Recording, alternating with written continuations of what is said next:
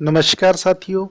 पंजाबी ਸਾਹਿਤ ਦੇ ਅੰਦਰ ਆਪਾਂ ਕਵਿਤਾ ਨਾਲ ਜੁੜਿਆ ਹੋਇਆ ਬੜਾ ਹੀ ਇੰਪੋਰਟੈਂਟ ਟੌਪਿਕ ਪੜ੍ਹ ਰਹੇ ਸੀ, ਰਸ, ਛੰਦ ਅਤੇ ਅਲੰਕਾਰ। ਇਸ ਤੋਂ ਪਹਿਲੇ ਦੀਆਂ ਕਲਾਸਾਂ ਦੇ ਅੰਦਰ ਆਪਾਂ ਇਹ ਦੇਖਿਆ ਕਿ ਛੰਦ ਕੀ ਨੇ, ਕਿਹੜੇ-ਕਿਹੜੇ ਛੰਦ ਨੇ, ਉਹਨਾਂ ਨੂੰ ਕਿਵੇਂ ਸਮਝਿਆ ਜਾਏ। ਇਸ ਦੇ ਨਾਲ ਹੀ ਆਪਾਂ ਰਸ ਦੇ ਟੌਪਿਕ ਵੀ ਪੜ੍ਹ ਰਹੇ ਸੀ, ਪਰ ਅੱਜ ਇੱਕ ਨਵਾਂ ਟੌਪਿਕ ਅਲੰਕਾਰ ਦਾ ਵੀ ਸ਼ੁਰੂ ਕਰਨ ਜਾ ਰਹੇ ਹਾਂ। ਅਲੰਕਾਰ ਕਵਿਤਾ ਦਾ ਜਿਹੜਾ ਇੱਕ ਬਹੁਤ ਜ਼ਰੂਰੀ ਆਪਾਂ ਤੱਤ ਕਹਿ ਸਕਦੇ ਹਾਂ कि अलंकार तो बिना कविता अधूरी है। जेकर ये गल कही जाए तो कोई अतिशोक्ति नहीं होएगी, कोई वधेरे गल नहीं होएगी। तो अज आपां जाणांगे इस क्लास के अंदर कि अलंकार की हुंदे ने, उन्हां दी किवें पहचान कीती जाए, अलंकार दे किहड़े-किहड़े प्रकार ने, लक्षण ते स्वरूप नूं आपां जाणांगे। ਜਿਹੜੇ ਮੇਰੇ ਸਾਥੀਆਂ ਨੇ ਇਸ ਤੋਂ ਪਹਿਲੇ ਵੀਡੀਓ ਨਹੀਂ ਦੇਖੀ ਤਾਂ ਉਹ ਚੈਨਲ ਦੀ ਪਲੇਲਿਸਟ ਦੇ ਅੰਦਰ ਜਾ ਕੇ ਦੇਖ ਸਕਦੇ ਨੇ। ਉੱਥੇ ਆਪ ਨੂੰ ਟੌਪਿਕ ਵਾਈਜ਼ ਤੇ ਸਿਲੇਬਸ ਵਾਈਜ਼ ਵੱਖ-ਵੱਖ ਪਲੇਲਿਸਟਾਂ ਬਣੀਆਂ ਹੋਈਆਂ ਨੇ, ਉੱਥੇ ਆਪ ਨੂੰ ਉਹ ਵੀਡੀਓ ਮਿਲ ਜਾਣਗੇ। ਤੁਸੀਂ ਆਪਣੇ ਸਿਲੇਬਸ ਦੇ ਅਕੋਰਡਿੰਗ ਕੋਈ ਵੀ ਵੀਡੀਓ ਦੇਖ ਸਕਦੇ ਹੋ। ਤਾਂ ਉਹ ਸਾਥੀਓ ਸ਼ੁਰੂ ਕਰਦੇ ਹਾਂ ਅੱਜ ਅਲੰਕਾਰ ਨਾਲ ਜੁੜਿਆ ਹੋਇਆ ਬੜਾ ਹੀ ਇੰਪੋਰਟੈਂਟ ਟੌਪਿਕ।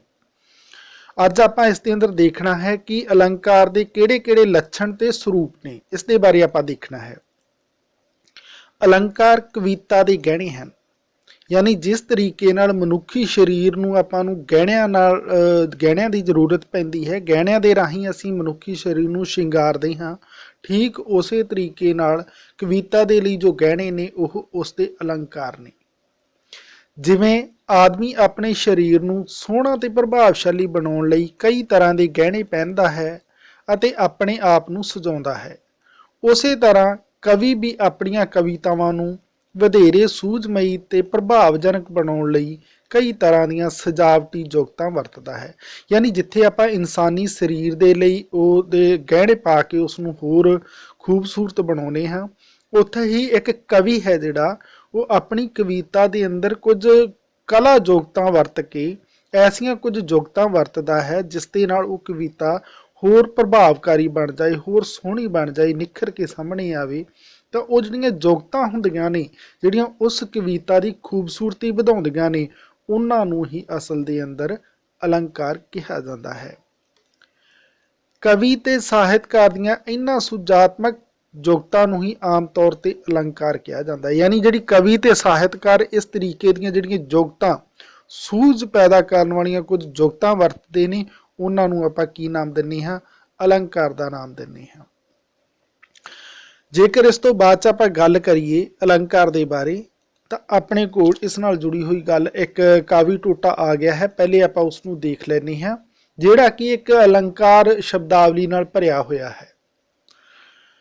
लोप हो गई चन्न दी दाती, वाढी करके नेरे दी, पूरब दी निर्मल नै उत्ते किसर तुरियां तरियां ने। बहुत ही वधिया अलंकारिक शब्दावली वाली यह कावी टोटा है अपने को। यानी लोप हो गई चन्न दी दाती, वाढी करके नेरे दी, यानी चन्न रूपी जिहड़ी दाती है उसने वाढी किसदी कीती है, हनेरे दी कीती है। देखो यह दाती नूं वरत लेना, चन्न नूं वरत लेना ते फिर वाढी करन दा, हनेरे रूपी वाढी करन दा जिहड़ा इहदे अंदर जुगत वरती है कवि ने, ये असल दे अंदर अलंकारिक प्रभाव दे कारण है। यानी इस दे नाल कविता होर सुंदर बन गई। जेकर कवि सीधी गल कहंदा भी चन्न उगण नाल हनेरा खत्म हो गया तो वह प्रभाव नहीं रहिंदा, पर उन्हें एक जुगत वरती। किहड़ी वरती कि लोप हो गई चन्न दी दाती, वाढी करके नेरे दी, यानी चन्न रूपी दाती ने हनेरे दी वाढी कीती है। इस गल नूं प्रभावकारी तरीके नाल पेश किया है ताकि यह अलंकारिक एक सूझ पैदा हो सके। पूरब दी निर्मल नै उत्ते किसर तुरियां तरियां ने, तो यह एक अलंकारिक प्रभाव वाला एक कावी टोटा है। आपां जिवें ही इसके बारे अगे पढ़ते जावांगे तो आपां नूं समझ आउंदी जाएगी। इसलिए मैं दसना चाहांगा सब पाठकां नूं कि जो भी वीडियो हुंदा उसनूं कंटीन्यू देखिया करो। इदां नहीं कि कुछ देख लिया फिर अगे तो देख लिया, क्योंकि टॉपिक वाइज जो साडी पढ़ाई जुड़ेगी तो उस दे राही सानूं समझ आएगी। ये नहीं कि शुरू के 2 पॉइंट देख ले, लास्ट का 1 पॉइंट देख लिया, उहदे नाल कि पॉइंट जुड़नगे नहीं, तो जदों तक पॉइंट जुड़नगे नहीं तो उदों तक सानूं समझ नहीं आएगी। हुण इत्थे उसे कावी टोटे नूं इत्थे समझाया गया है। इत्थे कवि ने चन्न नूं दातरी, हनेरे नूं फसल अते पूर्व दिशा नूं नैं यानी नदी बनाया है। ਚੰਨ ਨੂੰ ਦਾਤਰੀ ਨਾਲ ਹਮ ਸ਼ਕਲ ਮੰਨ ਕੇ ਇੱਕ ਰੂਪ ਤੇ ਅਭੇਦ ਕਰ ਦਿੱਤਾ ਹੈ। ਜਿਹੜੀ ਆਪਾਂ ਪਿੱਛੇ ਗੱਲ ਕਰਕੇ ਆਏ ਆ ਪਹਿਰੇ ਦੀ, ਉਸ ਦੀ ਗੱਲ ਹੋ ਰਹੀ ਹੈ। ਦਾਤਰੀ ਦਾ ਕੰਮ ਵੱਢਣਾ ਹੈ, ਇੱਥੇ ਚੰਨ ਦੀ ਦਾਤਰੀ ਹਨੇਰੇ ਦੀ ਫਸਲ ਨੂੰ ਵੱਢ ਰਹੀ ਹੈ। ਯਾਨੀ ਆਪਾਂ ਇਹ ਕਹੀਏ ਕਿ ਹਨੇਰਾ ਖਤਮ ਹੋਇਆ ਹੈ ਅਤੇ ਚੜ੍ਹਦੇ ਵਾਲੇ ਪਾਸੇ ਪੂਰਬ ਵਿੱਚ ਪੌ ਫੁੱਟੀ ਦਾ ਉਜਾਲਾ ਚਮਕ ਰਿਹਾ ਹੈ। ਕਵੀ ਦੱਸਣਾ ਚਾਹੁੰਦਾ ਹੈ ਕਿ ਸਵੇਰਾ ਹੋ ਰਿਹਾ ਹੈ, ਪਰ ਇਸ ਨਿੱਕੀ ਜਿਹੀ ਗੱਲ ਨੂੰ ਵੀ ਕਵੀ ਨੇ ਅਲੰਕਾਰਾਂ ਦੀਆਂ ਜੁਗਤਾਂ ਨਾਲ ਕਿੰਨਾ ਸੂਝਮਈ ਬਣਾ ਦਿੱਤਾ। ਯਾਨੀ ਦੱਸਣਾ ਤਾਂ ਕਵੀ ਨੇ ਇਹ ਗੱਲ ਦੱਸਣ ਦੀ ਕੋਸ਼ਿਸ਼ ਕੀਤੀ ਕਿ ਕਿਤੇ ਨਾ ਕਿਤੇ ਉਜਾਲਾ ਹੋ ਰਿਹਾ ਹੈ, ਸਵੇਰਾ ਹੋ ਰਿਹਾ, ਪਰ ਉਹਨੇ ਜੁਗਤ ਜਿਹੜੀ ਵਰਤੀ ਹੈ, ਚੰਨ ਰੂਪੀ ਇਹ ਦਾਤੀ ਬਣਾ ਕੇ ਹਨੇਰੇ ਰੂਪੀ ਫਸਲ ਵੱਢਣ ਦੀ ਜਿਹੜੀ ਇਹ ਜੁਗਤ ਵਰਤੀ ਹੈ, ਅਸਲ ਦੇ ਅੰਦਰ ਇਹ ਜੋ ਸੂਝ ਪੈਦਾ ਕਰਨ ਵਾਲੀ ਗੱਲ ਉਸਨੇ ਆਪਣੇ ਸਾਹਮਣੇ ਰੱਖੀ ਹੈ, ਇਹ ਹੀ ਅਸਲ ਦੇ ਅੰਦਰ ਅਲੰਕਾਰ ਹੈ। ਇੱਥੇ ਰੂਪਕ ਅਲੰਕਾਰ ਹਨ ਸਾਥੀਓ। ਇਹ ਰੂਪਕ ਅਲੰਕਾਰ ਦਾ ਇੱਕ ਭੇਦ ਹੈ। ਜਦੋਂ ਆਪਾਂ ਅੱਗੇ ਪੜਾਂਗੇ ਤਾਂ ਆਪਾਂ ਨੂੰ ਪਤਾ ਚੱਲਣਗੇ ਕਿ ਅਲੰਕਾਰ ਕਿਹੜੇ ਕਿਹੜੇ ਹੁੰਦੇ ਨੇ, ਤੇ ਕੁਝ ਆਪਾਂ ਅਲੰਕਾਰਾਂ ਦੀ ਵੀ ਗੱਲ ਕਰਾਂਗੇ। ਇਹਨਾਂ ਉਪਰੋਕਤ ਉਦਾਹਰਨਾਂ ਤੋਂ ਸਾਫ਼ ਪਤਾ ਲੱਗਦਾ ਹੈ ਕਿ ਕਵਿਤਾ ਵਿੱਚ ਅਲੰਕਾਰ ਕਿਵੇਂ ਪੈਦਾ ਕੀਤੇ ਜਾਂਦੇ ਹਨ ਅਤੇ ਇਹਨਾਂ ਨਾਲ ਕਵਿਤਾ ਕਿਵੇਂ ਵਧੇਰੇ ਸੁੰਦਰ, ਰੋਚਕ ਤੇ ਮਨਪਸੰਦ ਬਣ ਜਾਂਦੀ ਹੈ। ਯਾਨੀ ਕਵਿਤਾ ਨੂੰ ਅਗਰ ਖੂਬਸੂਰਤ ਬਣਾਉਣਾ ਹੈ ਤਾਂ ਅਲੰਕਾਰ ਤੋਂ ਬਿਨਾਂ ਸੰਭਵ ਨਹੀਂ ਹੈ। ਅਲੰਕਾਰ ਵਰਤਣੇ ਪੈਣਗੇ, ਤੇ ਜਦੋਂ ਅਸੀਂ ਅਲੰਕਾਰ ਵਰਤ ਕੇ ਕੋਈ ਕਾਵੀ ਟੋਟਾ ਕੋਈ ਕਵੀ ਪੇਸ਼ ਕਰ ਦਿੰਦਾ ਹੈ ਤਾਂ ਫਿਰ ਉਹਦਾ ਜਿਹੜਾ ਇੱਕ ਰੰਗ ਹੁੰਦਾ ਹੈ ਉਹ ਬਹੁਤ ਹੀ ਵਧੀਆ ਹੁੰਦਾ, ਉਹ ਬਹੁਤ ਹੀ ਸੁੰਦਰ ਹੁੰਦਾ, ਉਹ ਰੋਚਕ ਹੁੰਦਾ, ਤੇ ਉਹ ਹਰ ਇੱਕ ਨੂੰ ਪਸੰਦ ਆਉਣ ਵਾਲਾ ਇੱਕ ਕਾਵੀ ਟੋਟਾ ਹੁੰਦਾ। ਜਿਵੇਂ ਕਿ ਆਪਾਂ ਇਸ ਤੋਂ ਪਹਿਲੇ ਵੀ ਇੱਕ ਕਾਵੀ ਟੋਟਾ ਪੜ੍ਹ ਕੇ ਆਏ ਹਾਂ, ਉਸ ਦੇ ਅੰਦਰ ਇਹ ਗੱਲ ਸਾਫ਼ ਵਿਖਾਈ ਦਿੰਦੀ ਹੈ। ਇਸ ਤੋਂ ਬਾਅਦ 'ਚ ਆਪਣੇ ਕੋਲੇ ਇੱਕ ਹੋਰ ਇਸ ਦੇ ਨਾਲ ਜੁੜੀ ਹੋਈ ਜੋ ਰਚਨਾ ਹੈ ਉਹ ਆਪਾਂ ਦੇਖ ਲੈਂਦੇ ਹਾਂ। ਪਹਿਲੇ ਪਹਿਰਾ ਦੇਖਦੇ ਹਾਂ। ਭਾਰਤ ਦੇ ਵਿਦਵਾਨਾਂ ਨੇ ਅਲੰਕਾਰ ਨੂੰ ਕਵਿਤਾ ਦੀ ਇੱਕ ਜ਼ਰੂਰੀ ਤੱਤ ਮੰਨਿਆ ਹੈ। ਯਾਨੀ ਜਿਹੜੇ ਭਾਰਤੀ ਵਿਦਵਾਨ ਨੇ ਉਹਨਾਂ ਨੇ ਕਵਿਤਾ ਦਾ ਜ਼ਰੂਰੀ ਤੱਤ ਅਲੰਕਾਰ ਨੂੰ ਮੰਨਿਆ। ਯਾਨੀ ਅਲੰਕਾਰ ਤੋਂ ਬਿਨਾਂ ਕਵਿਤਾ ਹੈ ਜਿਹੜੀ ਉਹ ਅਸੀਂ ਨੀਰਸ ਕਹਿ ਸਕਦੇ ਹਾਂ, ਥਕਾਵਟੀ ਕਹਿ ਸਕਦੇ ਹਾਂ। ਅਸੀਂ ਇਹ ਕਹਿ ਦਿਓ ਕਿ ਅਧੂਰੀ ਹੈ ਤਾਂ ਕੋਈ ਵੱਡੀ ਗੱਲ ਨਹੀਂ ਹੋਏਗੀ। ਅਲੰਕਾਰ ਦੇ ਸਿਧਾਂਤ ਉੱਤੇ ਪਿਛਲੇ 1.5-2000 ਸਾਲਾਂ ਤੋਂ ਵਿਚਾਰ ਹੁੰਦਾ ਆਇਆ। ਯਾਨੀ ਇਹ ਕੋਈ ਅਜੋਕੇ ਸਦੀ ਦੇ ਅੰਦਰ ਜਾਂ ਅਜੋਕੇ ਦੌਰ ਦੇ ਅੰਦਰ ਗੱਲ ਸ਼ੁਰੂ ਨਹੀਂ ਹੋਈ ਅਲੰਕਾਰਾਂ ਦੀ, ਇਹ ਤਾਂ ਕੋਈ 2000 ਸਾਲਾਂ ਤੋਂ ਗੱਲ ਚੱਲਦੀ ਆ ਰਹੀ ਹੈ ਕਵਿਤਾ ਦੇ ਅੰਦਰ ਅਲੰਕਾਰਾਂ ਦੀ। ਅਲੰਕਾਰਾਂ ਦਾ ਸਭ ਤੋਂ ਪਹਿਲਾ ਵਿਚਾਰ ਕਰਨ ਵਾਲੇ ਆਚਾਰਿਆ ਭਰਤ ਮੁਨੀ ਹਨ। ਯਾਨੀ ਸਭ ਤੋਂ ਪਹਿਲੇ ਵਿਦਵਾਨ ਕੌਣ ਨੇ ਅਲੰਕਾਰ ਦੇ ਬਾਰੇ ਗੱਲ ਕਰਨ ਵਾਲੇ? ਆਚਾਰਿਆ ਭਰਤ ਮੁਨੀ, ਇਹਨਾਂ ਦਾ ਨਾਮ ਆਉਂਦਾ ਹੈ, ਜਿਨ੍ਹਾਂ ਦਾ ਲਿਖਿਆ ਗ੍ਰੰਥ ਹੈ ਨਾਟ ਸ਼ਾਸਤਰ। ਤੇ ਆਚਾਰਿਆ ਭਰਤ ਮੁਨੀ ਦੇ ਗ੍ਰੰਥ ਦਾ ਕੀ ਨਾਮ ਹੈ? ਨਾਟ ਸ਼ਾਸਤਰ। ਇੱਦਾਂ ਦੇ ਪ੍ਰਸ਼ਨ ਸਿੱਧੇ ਸਿੱਧੇ ਬਹੁਤ ਸਾਰੇ ਐਗਜ਼ਾਮ ਦੇ ਅੰਦਰ ਪੁੱਛ ਲਏ ਜਾਂਦੇ ਨੇ, ਇਹਨਾਂ ਨੂੰ ਥੋੜ੍ਹਾ ਬਹੁਤ ਨੋਟਿਸ ਕਰ ਲਿਆ ਕਰੋ। ਜਿੱਥੇ ਹੀ ਆਪਾਂ ਨੂੰ ਟੌਪਿਕ ਸਮਝਣਾ ਹੁੰਦਾ ਉੱਥੇ ਉਹਦੇ ਅੰਦਰੋਂ ਹੀ ਆਪਾਂ ਨੂੰ ਬਹੁਤ ਸਾਰੇ ਪ੍ਰਸ਼ਨ ਮਿਲ ਜਾਂਦੇ ਨੇ। ਯਾਨੀ ਆਪਾਂ ਇਹ ਕਹੀਏ ਕਿ ਅਲੰਕਾਰ ਦੀ ਸਭ ਤੋਂ ਪਹਿਲੇ ਗੱਲ ਕਰਨ ਵਾਲਾ ਕੌਣ ਸੀ ਤਾਂ ਉਹ ਭਰਤ ਮੁਨੀ ਸੀ। ਭਰਤ ਮੁਨੀ ਦਾ ਗ੍ਰੰਥ ਕਿਹੜਾ ਸੀ ਤਾਂ ਉਹ ਨਾਟ ਸ਼ਾਸਤਰ ਹੋ ਗਿਆ। ਹੋਰ ਵੀ ਅਨੇਕ ਵਿਦਵਾਨ ਹੋਏ ਹਨ ਜਿਨ੍ਹਾਂ ਨੇ ਅਲੰਕਾਰ ਕੀ ਹੈ ਇਸ ਨੂੰ ਦੱਸਣ ਦੇ ਉਪਰਾਲੇ ਕੀਤੇ ਹਨ, ਪਰ ਲੰਬੀਆਂ ਬਹਿਸਾਂ ਦਾ ਨਿਚੋੜ ਇਹੋ ਹੀ ਮਿਲਦਾ ਹੈ ਕਿ ਹੁਣ ਆਪਾਂ ਅਗਰ ਸਰਵ ਸੰਮਤੀ ਦੀ ਇੱਕ ਜੇ ਅਲੰਕਾਰ ਬਾਰੇ ਗੱਲ ਕਹਿਣੀ ਹੋਵੇ ਤਾਂ ਇਹ ਗੱਲ ਕਹੀ ਜਾ ਸਕਦੀ ਹੈ ਕਿ ਅਲੰਕਾਰ ਕਾਵੀ ਕਲਾ ਦਾ ਅਨੋਖਾ ਤੇ ਨਿਰਾਲਾ ਢੰਗ ਹੈ ਜੋ ਕਵੀ ਦੇ ਬੋਲਾਂ ਤੇ ਸ਼ਬਦਾਂ ਵਿੱਚ ਅਦਭੁਤ ਚਮਤਕਾਰ ਪੈਦਾ ਕਰਕੇ ਕਵਿਤਾ ਦੇ ਸੂਝ ਵਿੱਚ ਵਾਧਾ ਕਰਦਾ ਹੈ। ਯਾਨੀ ਅਗਰ ਸਾਰੇ ਵਿਦਵਾਨਾਂ ਦੀ ਅਸੀਂ ਸਰਵ ਸਾਂਝੀ ਰਾਏ ਦੇ ਅਨੁਸਾਰ ਅਲੰਕਾਰ ਨੂੰ ਦੱਸਣਾ ਚਾਹੀਏ ਤਾਂ ਇਹ ਕਹਿ ਸਕਦੇ ਹਾਂ ਕਿ ਕਾਵੀ ਕਲਾ ਹੈ ਜਿਹੜੀ ਉਸਦਾ ਇੱਕ ਅਨੋਖਾ ਤੇ ਨਿਰਾਲਾ ਢੰਗ ਹੈ, ਉਹ ਅਲੰਕਾਰ ਹੈ। ਤੇ ਬੋਲਾਂ ਤੇ ਸ਼ਬਦਾਂ ਦੇ ਰਾਹੀਂ ਜਦੋਂ ਕੋਈ ਬਹੁਤ ਹੀ ਪ੍ਰਭਾਵਕਾਰੀ ਚਮਤਕਾਰ ਪੈਦਾ ਕਰਨ ਵਾਲੀ ਕਵਿਤਾ ਦੇ ਅੰਦਰ ਤੱਤ ਵਰਤ ਲਿਆ ਜਾਏ ਜਿਸ ਦੇ ਨਾਲ ਉਹ ਕਵਿਤਾ ਦੀ ਸੂਝ ਦੇ ਅੰਦਰ ਵਾਧਾ ਹੋ ਜਾਏ ਤਾਂ ਉਹ ਅਲੰਕਾਰ ਹੋਏਗਾ। ਇਹ ਗੱਲ ਕਹਿਣੀ ਜ਼ਿਆਦਾ ਵਧੇਰੇ ਠੀਕ ਰਹੇਗੀ। ਇਸ ਤੋਂ ਬਾਅਦ 'ਚ ਆਪਾਂ ਦੇਖਦੇ ਹਾਂ ਜੋ ਅਲੰਕਾਰ ਦੇ ਬਾਰੇ ਗੱਲ ਹੈ, ਆਪਾਂ ਦੇਖ ਲੈਂਦੇ ਹਾਂ ਕਿ ਇਸ ਤਰ੍ਹਾਂ ਅਲੰਕਾਰ ਕਵਿਤਾ ਵਿੱਚ ਕਈ ਤਰ੍ਹਾਂ ਦੇ ਕੰਮ ਕਰਦੇ ਨੇ, ਉਹਨਾਂ ਦੇ ਕਈ ਮੰਤਵ ਹਨ। ਹੁਣ ਆਪਾਂ ਮੰਤਵ ਦੇਖ ਲੈਂਦੇ ਹਾਂ, ਯਾਨੀ ਉਦੇਸ਼ ਨੇ ਜਿਹੜੇ ਉਹ ਆਪਾਂ ਦੇਖ ਲੈਂਦੇ ਹਾਂ। ਸਭ ਤੋਂ ਪਹਿਲੇ ਆ ਜਾਂਦਾ ਅਲੰਕਾਰ ਕਾਵੀ ਦੀ ਸੂਝ ਤੇ ਸ਼ੋਭਾ ਵਧਾਉਂਦੇ ਨੇ। ਯਾਨੀ ਕਵਿਤਾ ਦੇ ਅੰਦਰ ਅਗਰ ਸੂਝ ਤੇ ਸ਼ੋਭਾ ਯਾਨੀ ਉਸਦੀ ਅਗਰ ਪ੍ਰਸ਼ੰਸਾ ਕਰਵਾਉਣ ਵਾਲੀਆਂ ਜੇ ਕੋਈ ਤੱਤ ਹੈ ਕਵਿਤਾ ਦੇ ਅੰਦਰ ਤਾਂ ਉਹ ਅਲੰਕਾਰ ਹੈ।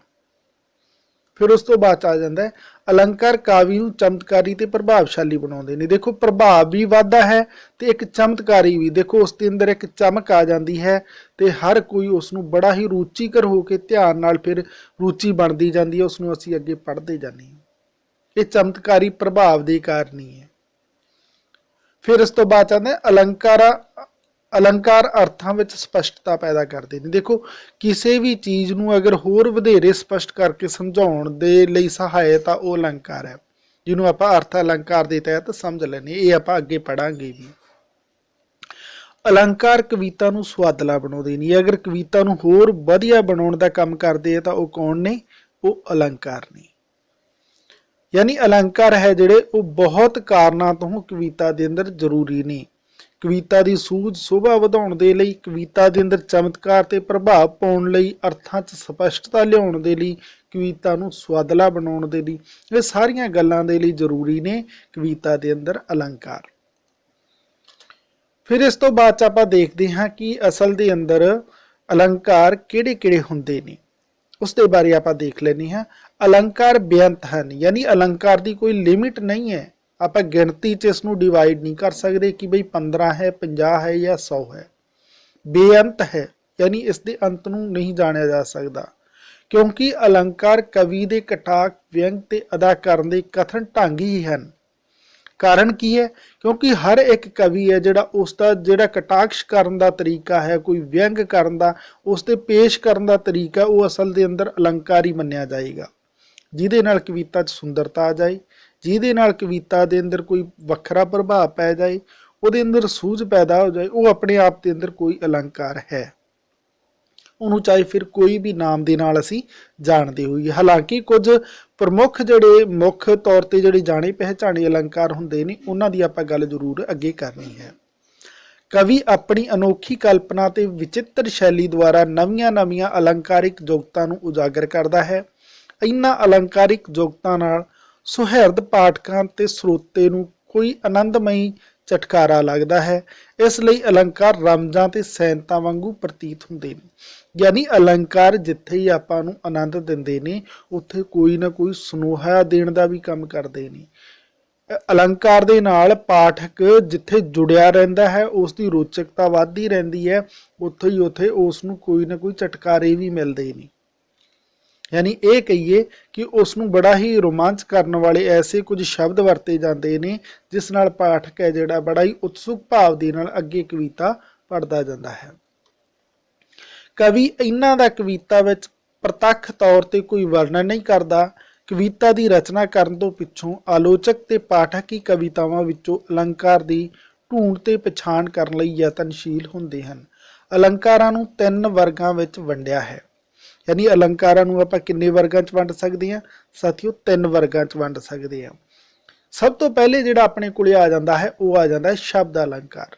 यानी जदों कोई कविता दे अंदर शब्दां दे राहीं कोई प्रभाव पाया जाए तां उहनूं आपां शब्द अलंकार दे तहत समझांगे। फिर अपने कोल दूसरा आ जांदा है अर्थ अलंकार। जदों कोई प्रभाव कविता दे अंदर अर्थ दे राहीं पाया जाए तां उहनूं आपां अर्थ अलंकार के दायरे च लिया के पढ़ते हैं। कुछ अर्थ अलंकार भी आप पढ़ांगे अगे अगलियां क्लासां दे अंदर, वो आप देखने ने। ते तीसरा जिहड़ा अपना आ जाता है, वो आ जाता है शब्दार्थ अलंकार।